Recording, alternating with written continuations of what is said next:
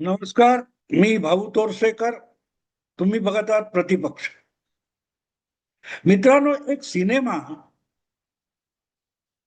हा किती प्रभाव पाडू शकतो या दृष्टीने धुरंधरकडे बघितलं पाहिजे. कारण माझ्या तरी आठवणीमध्ये किंवा वाचनात ऐकिवात एका चित्रपटाने जगभर धुमाकूळ घातलाय असं कधी बघायला मिळालं नाही. काल परवा मी एक बातमी बघितली. धुरंधर 2 या चित्रपटाने अमेरिकेत तिथल्या स्थानिक हॉलिवूडने बनवलेल्या सिनेमांना मागे टाकून ट्रेंडिंग मध्ये पहिला क्रमांक पटकावला. त्या दिवशी सर्वाधिक धंदा करणाऱ्या पहिल्या 5 अमेरिकेतल्या पटगृहातल्या सिनेमांमध्ये 1 नंबरला धुरंधर 2 होता.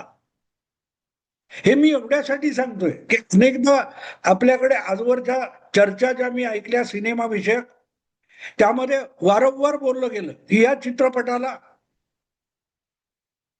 ऑस्कर मिळालं पाहिजे, या चित्रपटाला ऑस्कर मिळालं पाहिजे.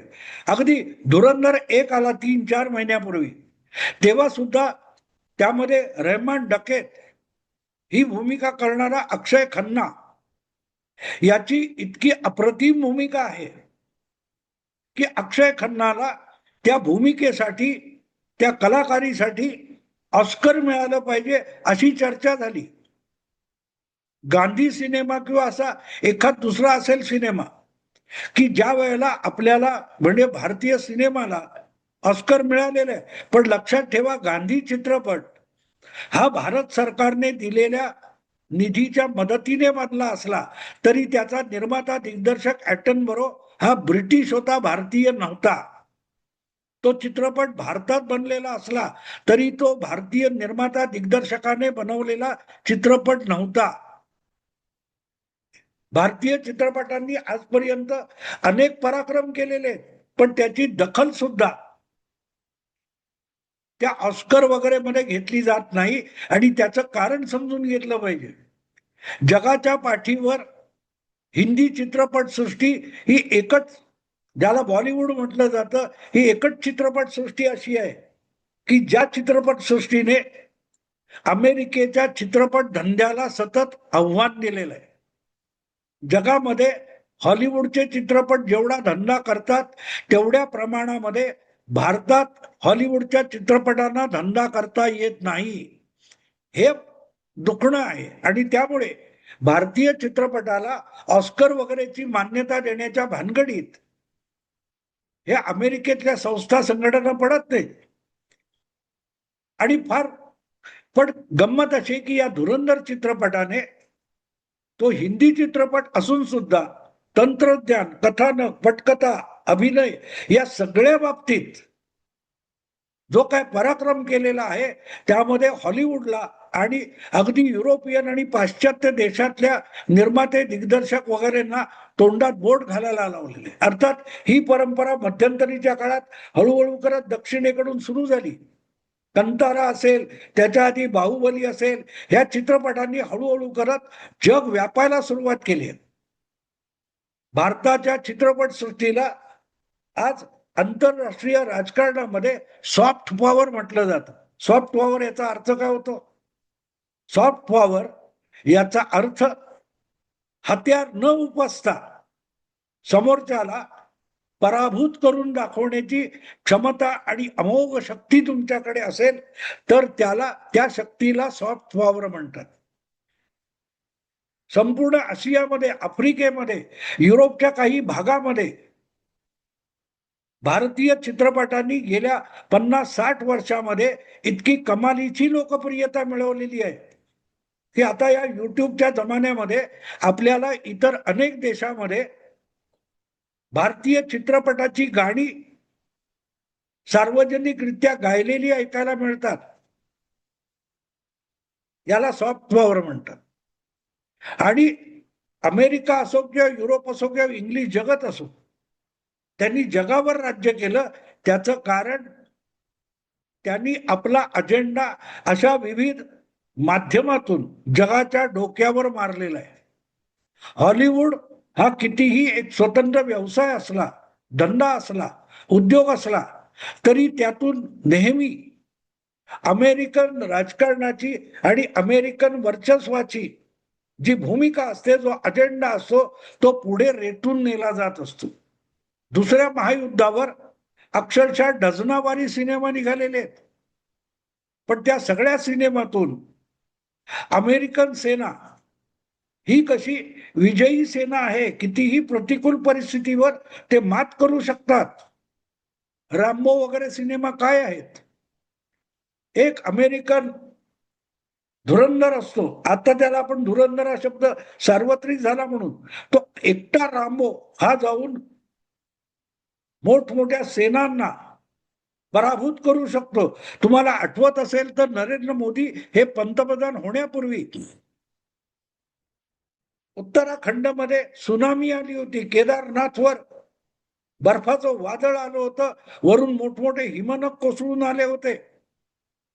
अशा वेळेला उत्तराखंडामध्ये अडकलेल्या गुजराती पर्यटकांना सुखरूप बाहेर काढण्यासाठी गुजरातचे मुख्यमंत्री म्हणून नरेंद्र मोदी यांनी केंद्र सरकारने नाकारलं असताना सुद्धा उत्तराखंडामध्ये गेले होते आणि त्यांनी आपल्या गुजराती पर्यटकांना सुखरूप परत गुजरातला नेण्याची व्यवस्था केली होती.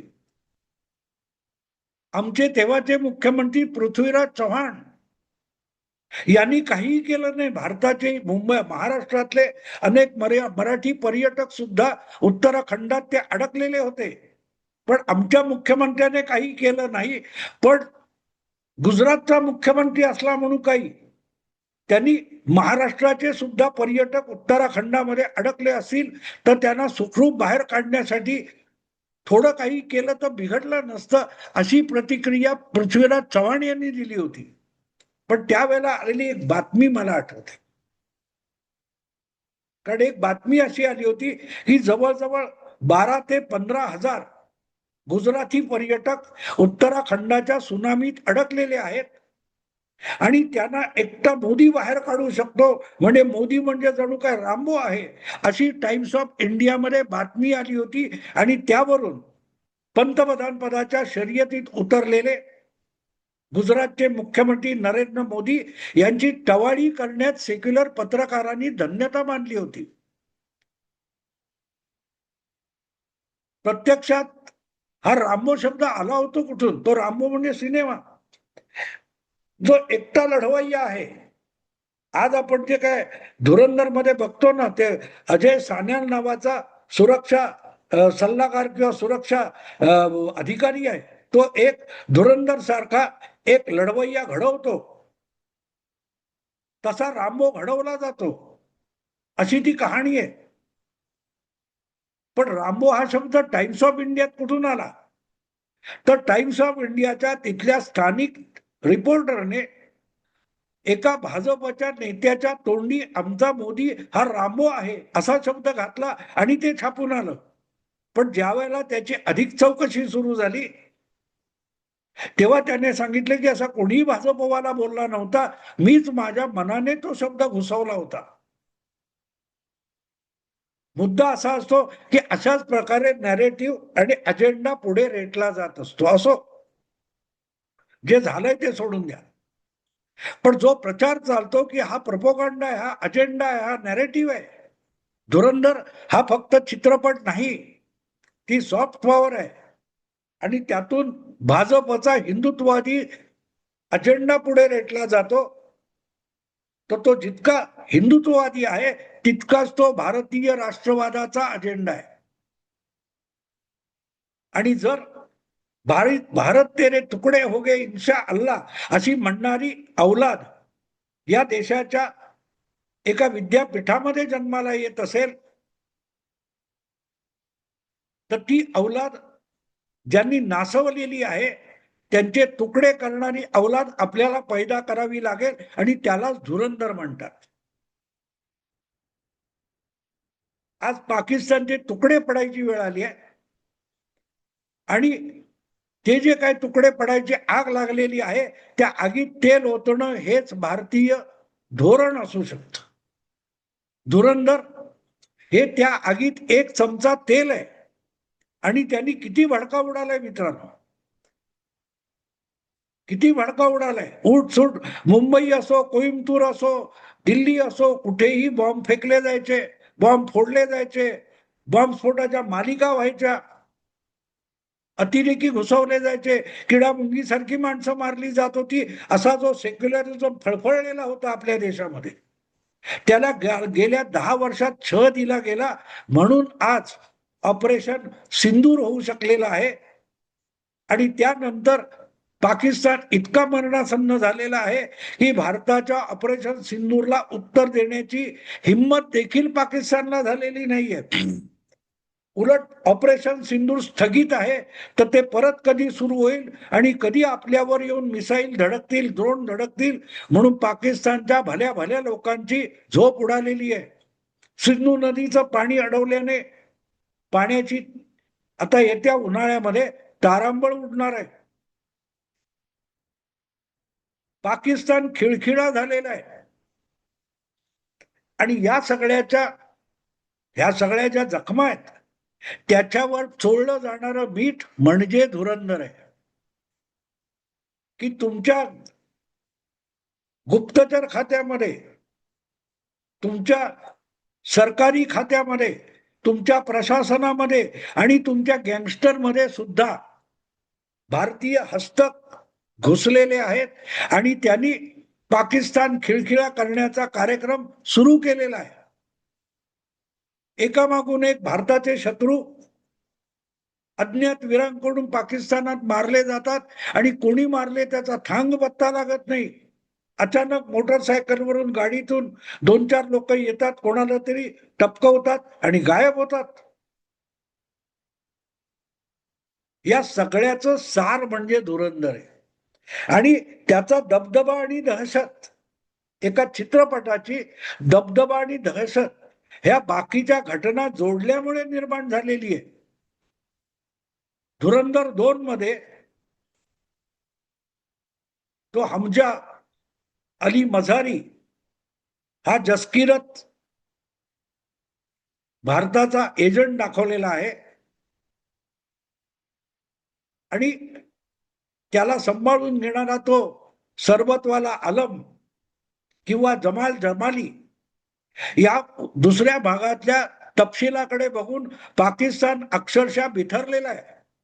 पाकिस्तानच्या पत्रकारापासून उच्च पदस्थ राजकारणी, लष्करातले अधिकारी, गुप्तचर अधिकारी, या सगळ्यांची इतकी झोप उडालेली आहे की रस्त्यावरचे फेरीवाले, कागद कपटा प्लॅस्टिक गोळा करणारे, कुठच्या आडोशाला घर नाही म्हणून बेघर जगणारे, या कोणालाही उचलून रॉचा एजंट म्हणून पकडण्याचा सपाटा जो काय पाकिस्तानमध्ये लागलेला आहे, तो बघितला की कळतं की भारत तेरे तुकडे हो गे इन्शा अल्लाह म्हणणाऱ्यांच्या कमरेच्या पाटलोनी सुटलेल्या आहेत. पाकिस्तानात धुरंधर नावाचा चित्रपट वादळ घेऊन आलेला आहे, झंझावात. आणि त्या पहिल्या चित्रपटात तर गाणंच आहे, आंधी बनकर आया हो, आहे ना गाणं, आंधी बनकर आया हूं,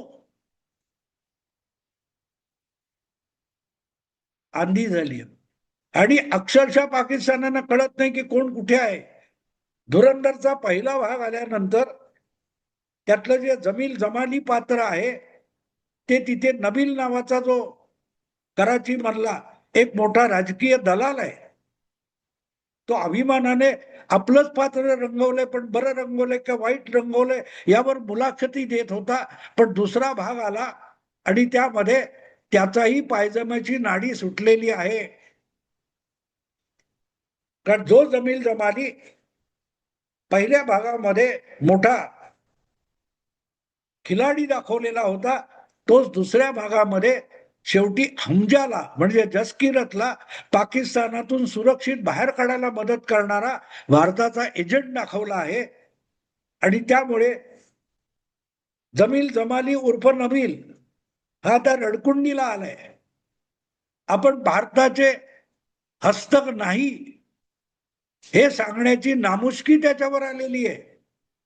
कारण आज कोण खरोखर भारताचा एजंट नाही आणि कोण खरोखर पाकिस्तान निष्ठ आहे याच्यावर पाकिस्तानात कोणाचा विश्वास उरलेला नाही. प्रत्येक जण एकमेकाकडे संशय बघायला लागलाय आणि हाच तर अजेंडा असतो. शत्रूच्या गोटामध्ये अराजक माजवणं, बेदिली आणि बेबंदशाही माजवणं हा रणनीतीचा एक भाग असतो. ही रणनीती मोठ्या हत्यारांनी मिसाईलीन सोडून अंमलात आणली जात नाही, ती सॉफ्ट पॉवरने. साहित्य, कला, क्षेत्र, मीडिया ही म्हणून सॉफ्ट पॉवर मानली जाते. ज्यांनी आपल्या शत्रूच्या मनामध्ये आशंका निर्माण होतात, चिंता निर्माण होतात, त्याचा आत्मविश्वास खच्ची व्हायला लागतो. असं हत्यार म्हणजे सॉफ्ट पॉवर असते. धुरंधर हे म्हणूनच एक हत्यार आहे. इथे गंमत कळेल तुम्हाला. हे आज धुरंधरने पाकिस्तानचा विश्वास डळमळीत करून टाकलेला आहे. आपल्या सोबत जो वागतोय आता तो देखील आपला आहे का, की तो उद्या आपला काटा काढायला टपलेला आहे. हा अविश्वास पाकिस्तानच्या 2, 4, 10, 200, 2000, 2 लाख लोकांमध्ये एकमेकाच्या विरोधामध्ये असा अविश्वास निर्माण केला असेल धुरंधरने, तर ते सगळ्यात भयंकर मोठं मिसाईल आहे, क्षेपणास्त्र आहे, हे आपण लक्षात घेतलं पाहिजे. जे एक क्षेपणास्त्र हजारो ब्राह्मोस पेक्षाही प्रभावशाली ठरलेले. आधीच ब्रह्मोसने अनेक विध्वंस केलेले आहेत, पण जे काय उरलं सुरलं आहे त्याचा सुद्धा धुरंधरने पालापाचोळा केलेला आहे. एक वादळ झालेलं आहे. पाकिस्तानी राजकारणामध्ये एकमेकाविरुद्ध जे वारे व्हायला लागले, त्यांनी जो चक्रवात निर्माण केलाय, त्यानंतर आणखीन 4-5 वर्ष पाकिस्तान टिकेल की नाही अशी शंका वाटायला लागते.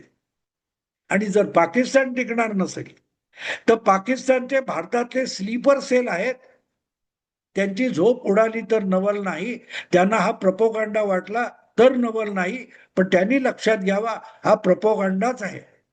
तुमच्या सारख्यांना निपटून काढण्यासाठी हे क्षेपणास्त्र भारतात चालतं आणि पाकिस्तानचा आत्मविश्वास संपवण्यासाठी पाकिस्तानात चालतं. असो मित्रांनो, आता थांबतो. आवडलं लाईक करा, शेअर करा आणि प्रतिपक्षाला सबस्क्राईब करा. नमस्कार.